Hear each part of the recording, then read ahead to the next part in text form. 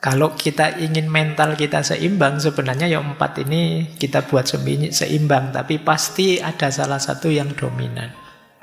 Kalau orang ini elemen dasar airnya yang dominan, yang tadi sauda, empedu hitam, itu biasanya orangnya, temperamennya, wataknya biasanya namanya melankolis.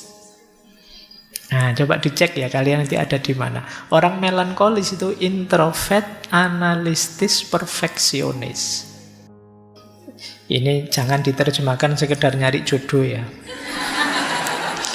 Tapi boleh ke sana juga. Orang sanguinis itu kan tadi agak meledak-ledak, ceria, spontan. Kalau ketemu melankolis imbang. Karena orang melankolis itu lebih serius.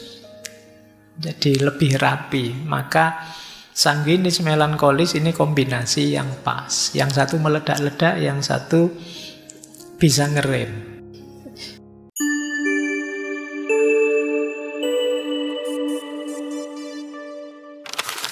Assalamualaikum warahmatullahi wabarakatuh.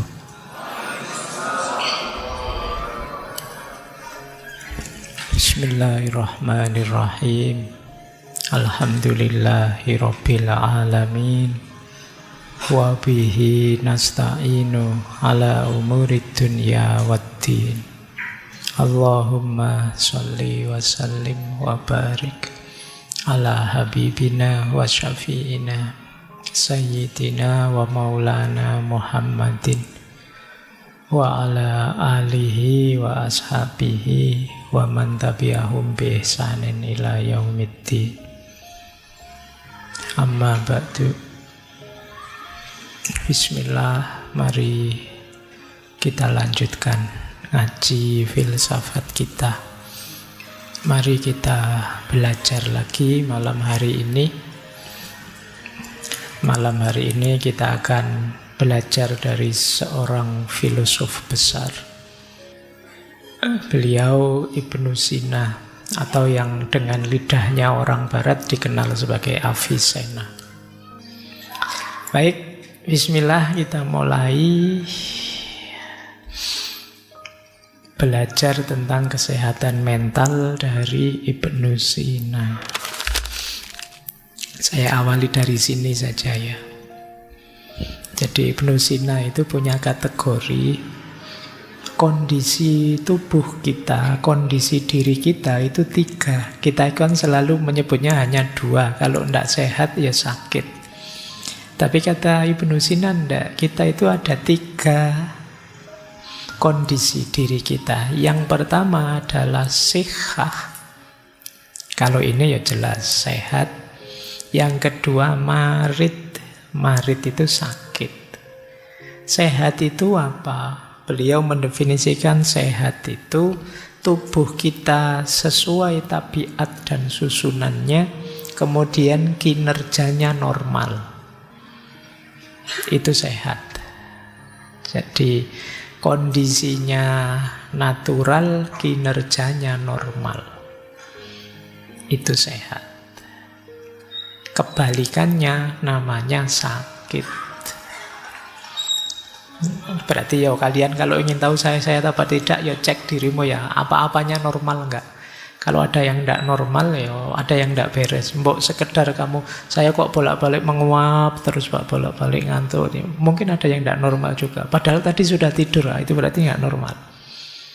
Pokoknya kinerjanya normal, situasinya alami, natural, tabiatnya dan susunannya normal, berarti kita sehat. Kalau tidak begitu berarti kita sakit.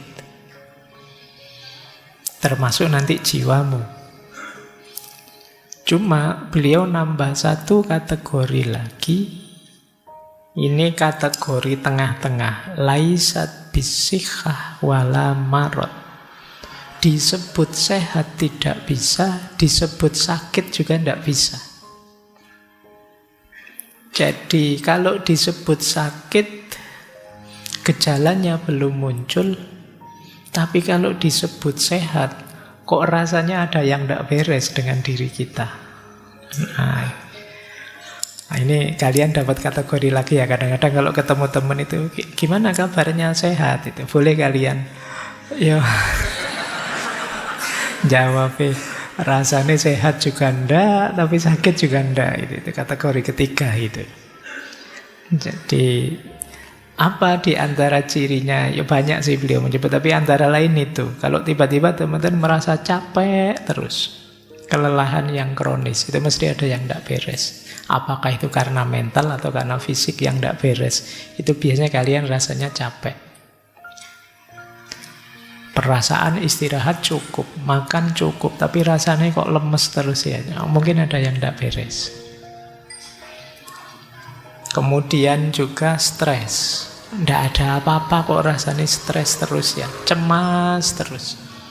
Pikiran ini rasanya nggak ada tenang-tenangnya. Padahal juga tidak ada apa-apa, entah karena apa. Padahal sudah belajar stoik berbulan-bulan.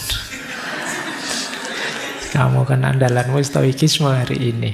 Teori stoik saya hafal Pak, tapi ya menjalankannya tetap gelisah terus saya. Ngaji filsafat di bolan-balen ini diulang-ulang, ya hasilnya cuma ngantuk. Nah, ada yang tidak beres. Tapi gejala penyakitnya belum muncul. Jadi misalnya diperiksakan mungkin ya kalau ke puskesmas belum ketemu, mungkin perlu spesialis yang apa yang bisa menemukan. Ini yang disebut laisat bisihah wala marot. Tidak bisa disebut sehat tapi juga tidak termasuk sakit. Mungkin sebagian besar kita ada di sini. Kita tahu ada yang tidak beres. Tapi ya belum ketemu. Atau jangan-jangan sebenarnya kita sakit tapi tidak ngaku. Ada tidak di sini yang menyembunyikan penyakitnya? Mungkin ada. Tapi teman-teman diam-diam saja. Dan itu berat. Karena penyakitnya sendiri sudah berat, kalian menyembunyikan itu juga berat. Urusannya mental. Nah, siap-siap ya, hati-hati. Dan itu kalian sendiri yang tahu kok. Tidak akan saya tanya satu-satu. Tapi ayo kita sayangi diri kita. Baik.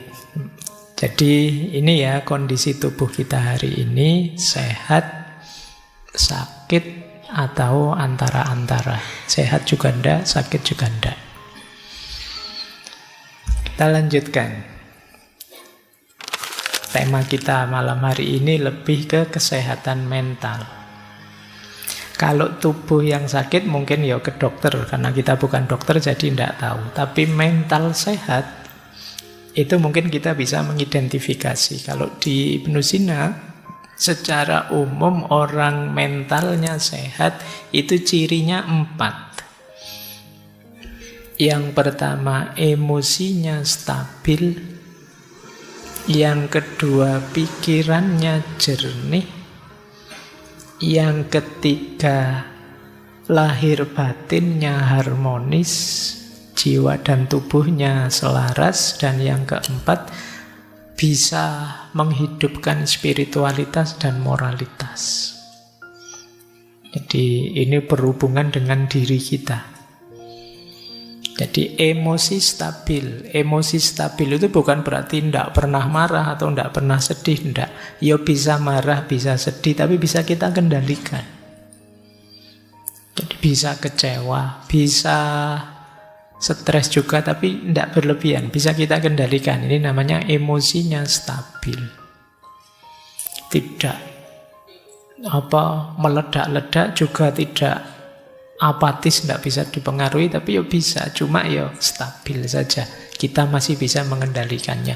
Ya wajarnya manusia bisa marah, wajarnya manusia bisa kecewa, wajarnya manusia bisa stres, tapi bisa dikendalikan. Ini berarti kita masih sehat. Jadi tidak usah galau, Pak saya kok marah terus ya Pak. Ya asal kalian masih bisa mengendalikannya, masih tergolong sehat. Tapi kalau kalian marah terus tidak bisa mengendalikan, lupa diri, tidak bisa ngontrol diri, sehingga efeknya marah jauh lebih besar daripada sebabnya, ada yang tidak beres. Mulai harus introspeksi. Kemudian pikiran kita jernih. Pikiran jernih itu berfungsi normal. Jadi bukan berarti harus pinter selevel para filosof, tidak begitu. Pikiran jernih itu bisa kita pakai untuk hidup sehari-hari, untuk hidup normal. Kadang-kadang ada orang yang pikirannya tidak fokus, terganggu, dipakai mikir tidak bisa, buntu, dan lain sebagainya. Jadi hidupnya mungkin mengandalkan insting saja, dia kalau diajak mikir tidak nyampe, bingung. Nah, ini pikirannya tidak jernih. Atau terganggu oleh mindset macam-macam, wawasan dari medsos apa dan lain sebagainya, sehingga tidak jernih. Pikiran tidak jernih itu misalnya kalian tidak bisa membedakan ini sehat, ini tidak sehat, ini menyenangkan, ini menyedihkan, ini baik, ini buruk. Itu pikiran harus bisa ini. Kalau tidak bisa, ayo kalian cek lagi ya, waras apa enggak. Karena orang yang pikirannya kacau kan kita menyebutnya kurang waras. Makanya di berbagai sesi kalau bicara tentang filsafat selalu saya wanti-wanti, hati-hati loh ya, manusia itu kuncinya di akalnya. Karena manusia itu hayawanun natik. Jadi dia ini, kita itu kategorinya binatang secara genus. Cuma kita diistimewakan oleh Allah dengan akal budi kita. Nah, kalau ternyata akal budi ini terganggu, berarti kan ini keistimewaan ini nggak kepake. Manusia minus akalnya, ya yang tersisa hayawannya. Kamu tinggal binatangnya, makanya hati-hati. Pikiran gelap, pikiran buntu, pikiran macet, dan lain sebagainya, itu alamat yang tersisa binatangnya. Ya tadi saya sebut hidupmu mungkin mengandalkan insting saja.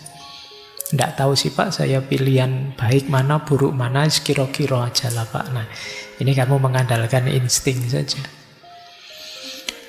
Maka kalau pikiranmu bermasalah, ayo disembuhkan. Jangan dibiarkan saja, karena kuncimu ada di situ. Yang ketiga, harmoni antara jasmani dan rohani. Batin harus sehat, fisik juga harus sehat, karena dua-duanya saling mempengaruhi. Nanti Ibnu Sina ini orang pertama yang punya konsep yang sekarang disebut dengan psikosomatis. Jadi jangan dikira mental itu, batin itu tidak mempengaruhi fisik dan juga sebaliknya. Dua-duanya saling mempengaruhi.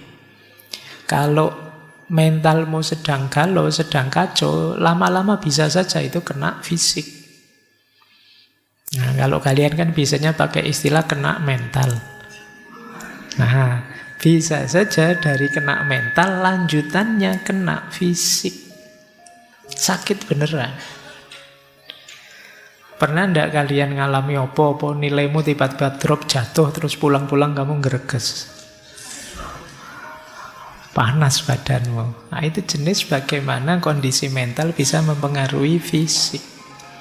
Nah, nanti teorinya panjang dari Ibnu Sina. Dan yang keempat, jangan lupa batin kita itu ada unsur spiritualitas, ada fitrah religiositas, ada nurani yang mendorong kita untuk bermoral. Ini juga harus hidup. Kalau ini tidak hidup, ada yang hilang dari kemanusiaan kita. Jadi kalau kalian hanya fokus di tiga yang atas, lupa bahwa kita punya spiritual, ada unsur moralitasnya, ya nanti ada bagian tertentu hidupmu yang hilang. Itu kadang orang merasa hampa, merasa jemu, merasa tidak bermakna, dan lain sebagainya. Karena urusan makna hidup, kedalaman hidup itu adanya di spiritualitas. Jadi ayo dicek kalian termasuk mentalnya sehat apa tidak. Kalau tidak, ayo diobati pelan-pelan. Karena sulit kalian bisa sukses kalau dalammu tidak sehat, mentalnya tidak sehat. Kita lanjutkan. Nah, ini konsep dasarnya Ibnu Sina.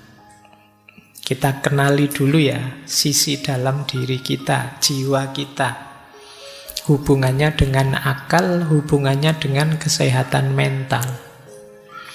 Kata Ibnu Sina, jiwa kita itu ada 3 unsur. Kadang orang menyebutnya 3 daya, 3 kekuatan.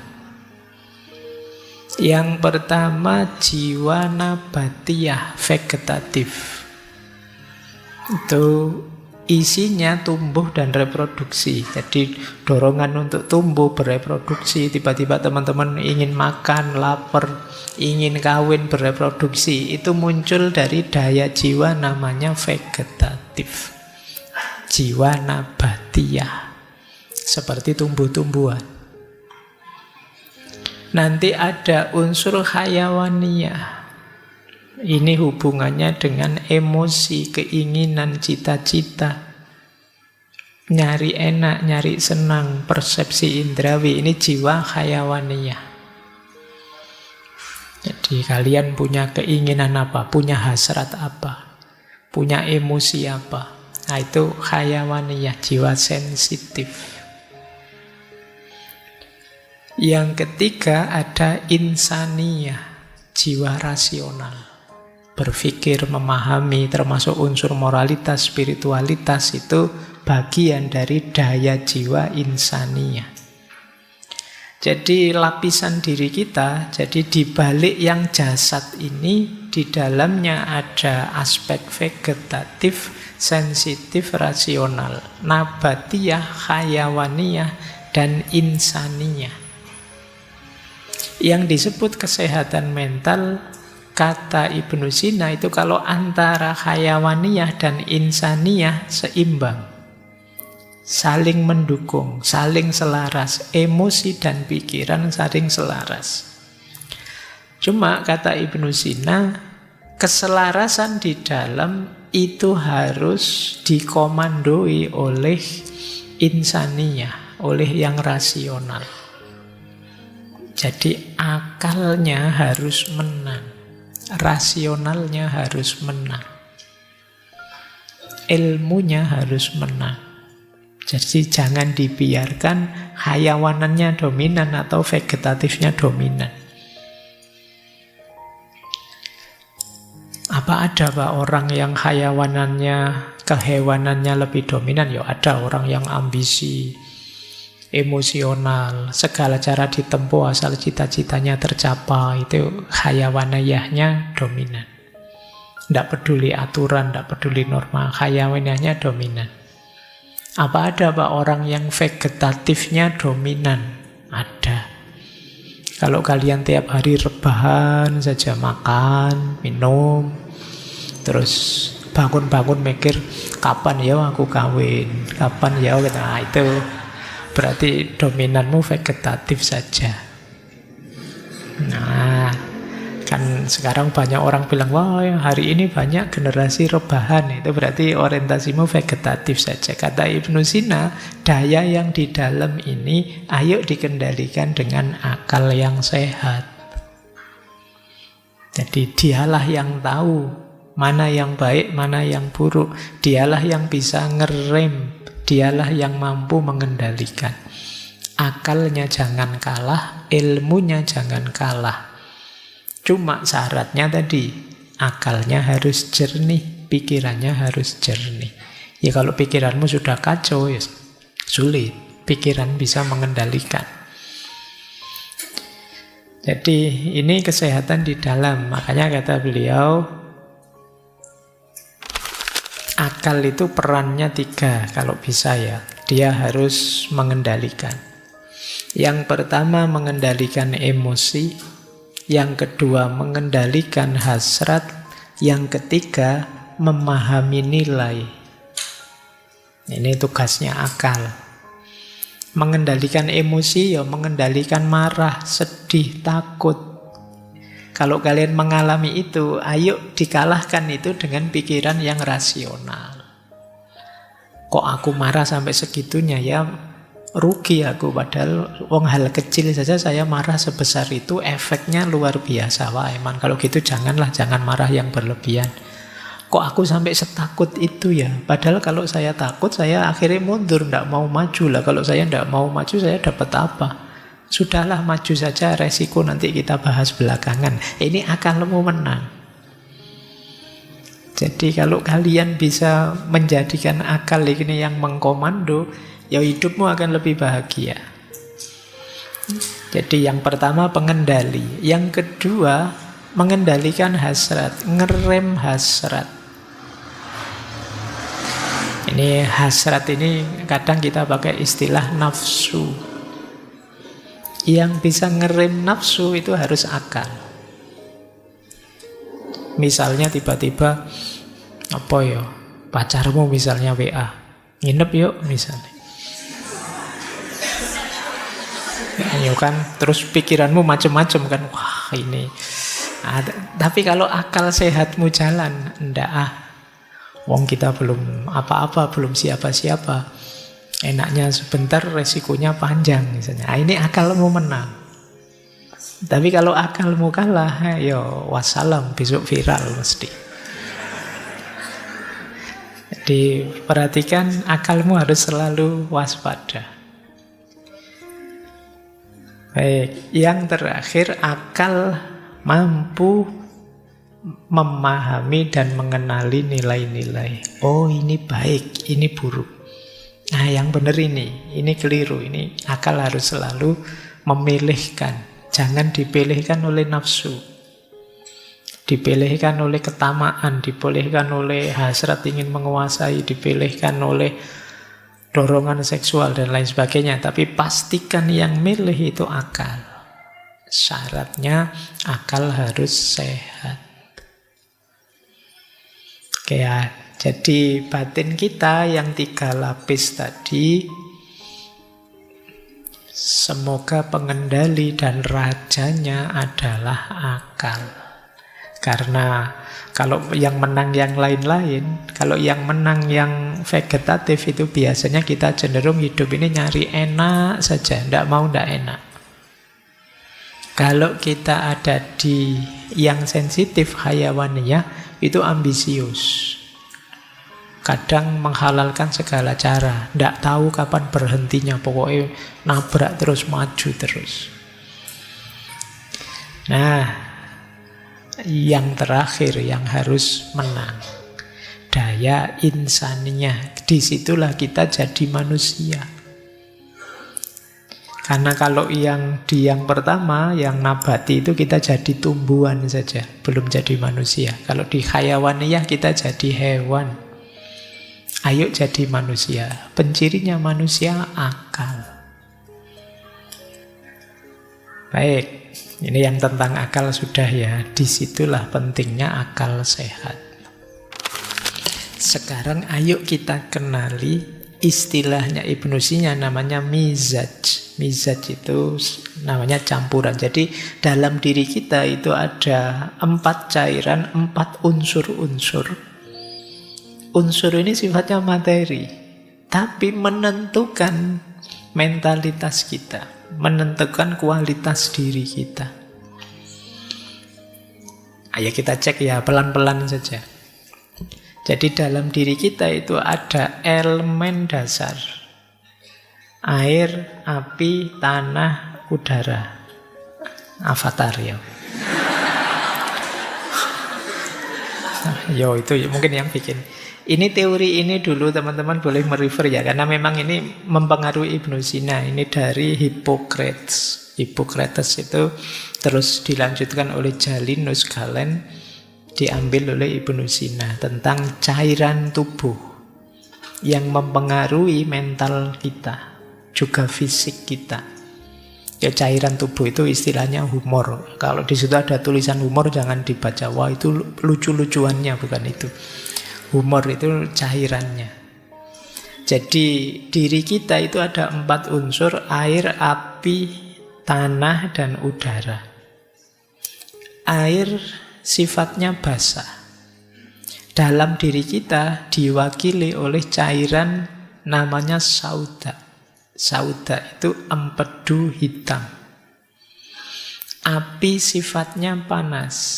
Dalam diri kita itu diwakili oleh cairan dam, darah. Kemudian ada unsur tanah. sifatnya kering, diwakili oleh empedu kuning, namanya sofro. Dan udara sifatnya dingin, diwakili oleh lendir atau dahak, namanya balgom. Ini cairan, kita semua punya 4 ini. Biasanya setiap orang ada yang dominan cairan-cairan itu. Jadi kalau kita ingin mental kita seimbang, sebenarnya ya 4 ini kita buat seimbang, tapi pasti ada salah satu yang dominan. Kalau orang ini elemen dasar airnya yang dominan, yang tadi sauda, empedu hitam, itu biasanya orangnya, temperamennya, wataknya biasanya namanya melankolis. Nah, coba dicek ya kalian nanti ada di mana. Orang melankolis itu introvert, analistis, perfeksionis. Pendiam, jarang bergaul, perfeksionis, tapi teliti, analistis. Kelebihannya orang melankolis, itu dia terorganisir, penuh rencana, serius hidupnya. Sayangnya dia ada sisi negatifnya, yaitu sensitif, baperan, pesimis, dan suka overthinking. Mikirnya suwe, memutuskannya lama. Nah, itu berarti kalian kebanyakan sauda tadi, empedu hitam. Nanti ada dietnya, ada terapinya masing-masing. Jadi kalau kebanyakan itu ya mungkin diatur lagi gaya hidupmu. Introvert, analistis, perfeksionis. Kalau kalian kuat di api, darahmu lebih dominan. Kepribadiannya namanya sanguinis. Kepribadian sanguinis itu kebalikannya melankolis. Dia ekstrovert, optimis, spontan. Kelebihannya orang jenis ini enak diajak komunikasi. Kalau ada dia rame situasinya, ceria situasinya. Sayangnya orang seperti ini sulit diajak komitmen, susah berorganisasi, terus biasanya tidak konsisten. Jadi tipe ini kalau jadi supporter enak, rame dia. Kalau buat rame-ramean enak. Tipe sanguinis. Ini kuat di dam atau darah, ciri panasnya. Kemudian ada kalau yang dominan unsur tanahnya, empedu kuning atau sofro. Ini temperamennya namanya tipe koleris. Tipe koleris ini orangnya tegas, enak jadi leader, ambisius. Kelebihannya dia fokus, pekerja keras, pinter memutuskan. Sayangnya tipe koleris ini agak arogan, ingin dominan. Karena dia punya karakter leader, jadi dia ingin menguasai. Terus empatiknya kurang, jadi tidak bisa merasakan yang dirasakan orang lain. Tapi enak kalau jadi leader, karena dia fokus, bekerja, dan cepat memutuskan. Kalau ada di sini yang merasa tipe koleris, ya besok nyalon bupati ya buat DPR gitu. Kalian pas di situ. Nah, kalau yang keempat elemen dingin, elemen udara, dahak, lendir, banyak. Ini kalau kalian dominan di aspek cairan ini, tipe temperamennya adalah flegmatis. Orangnya santai, ndak baperan, pendamai. Pendamai itu ya sudahlah, ndak usah kaku-kaku, ndak usah serius-serius. Kelebihannya tipe flegmatis ini tenang, adaptif, mudah menyesuaikan situasi, dan dia pendengar yang baik. Kalau kalian punya teman tipe flegmatis ini enak, hidupmu nyaman. Sayangnya orang tipe ini itu kurang ambisius, cenderung malas. Jadi pokoknya Pinginnya santai-santai. Terus ya namanya santai ya nggak bisa digas pokoknya. Pingin nyaman saja. Ayo ya, coba dicek ya. Kalian ada di tipe mana? Kalian melankolis, sanguinis, koleris, apa flegmatis?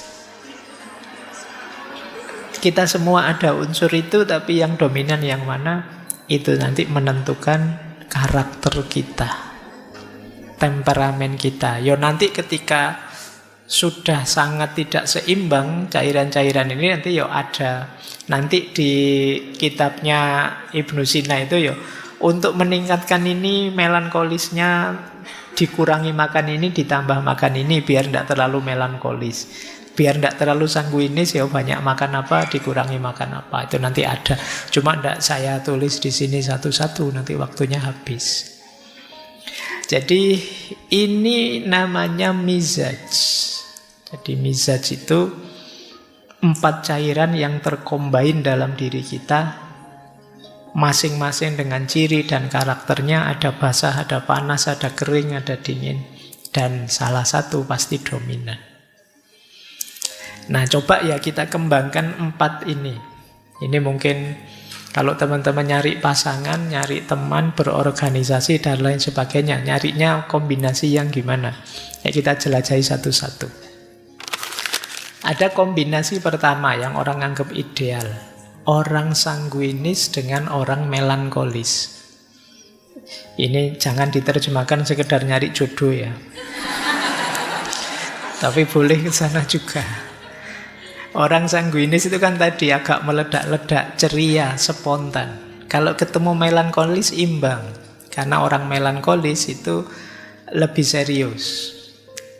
Jadi lebih rapi. Maka sanguinis melankolis ini kombinasi yang pas. Yang satu meledak-ledak, yang satu bisa ngerem. Tapi tantangannya, kalau pasangan seperti ini, bisa saja nanti yang melankolis jengkel terus. Karena yang sanguinis nggak pernah serius. Terlalu ekstrovert.